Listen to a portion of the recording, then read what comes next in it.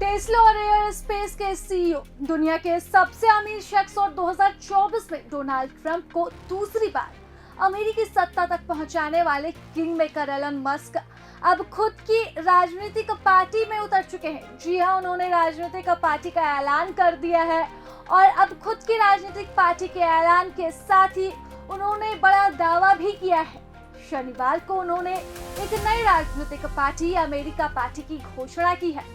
Musk का दावा है कि पार्टी अमेरिका के उन 80% मध्यम वर्गीय मतदाताओं की आवाज बनेगी जो न तो रिपब्लिकन है और न ही डेमोक्रेट की तरफ है। ऐसे में मस्क के करीबियों की माने तो यह उनकी घोषणा स्वाभाविक थी। वह इसलिए क्योंकि हाल ही के दिनों में डोनाल्ड ट्रंप ने सीनेट में बिग ब्यूटीफुल बिल पास करवा लिया। मस्क इस बिल के खिलाफ थे जब ट्रंप इस बिल के हिमायती बने हुए थे और विरोधियों को इस बिल की खूबियां गिनवा रहे थे।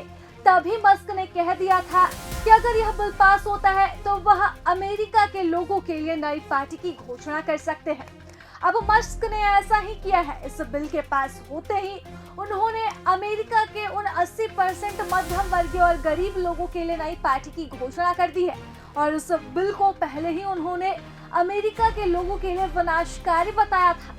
मस्क के मुताबिक यह बिल सिर्फ अमीरों के लिए फायदेमंद होगा, न कि गरीब और मध्यम वर्गीयों के लिए। जैसा कि मस्क की पार्टी का ऐलान हुआ है, सबसे बड़ा सवाल हो गया है कि क्या एलन मस्क अब खुद ही राष्ट्रपति पद के चुनाव लड़ सकते हैं।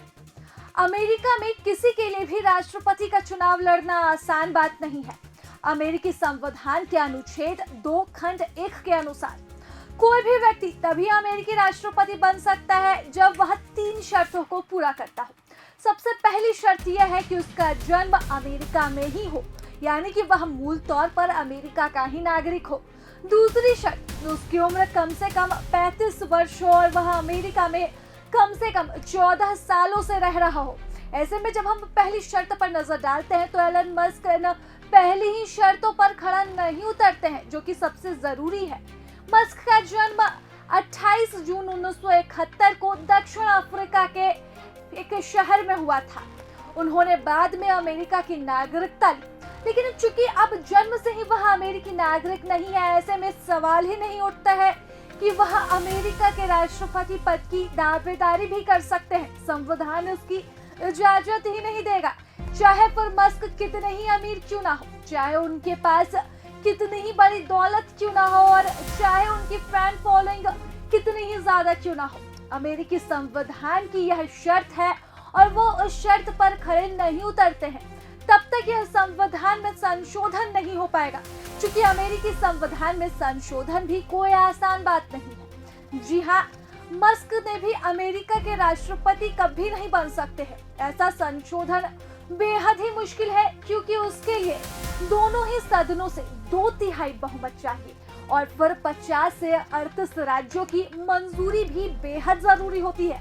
ऐसे में तमाम कोशिशों के बावजूद, बड़े दौलत के बावजूद, पैसे के बावजूद और फैन फॉलोइंग के बावजूद, अब हालांकि अब एलन मस्क ने अपनी पार्टी का तो ऐलान कर लिया है, लेकिन वह कभी भी ट्रंप की जगह यानी कि अमेरिका के राष्ट्रपति की दावेदारी कर ही नहीं सकते हैं, क्योंकि वह संविधान के 3 शर्तों में पहली ही शर्त में हार जाते हैं। प्रभातखबर.com, विश्वास वही, रफ्तार नहीं।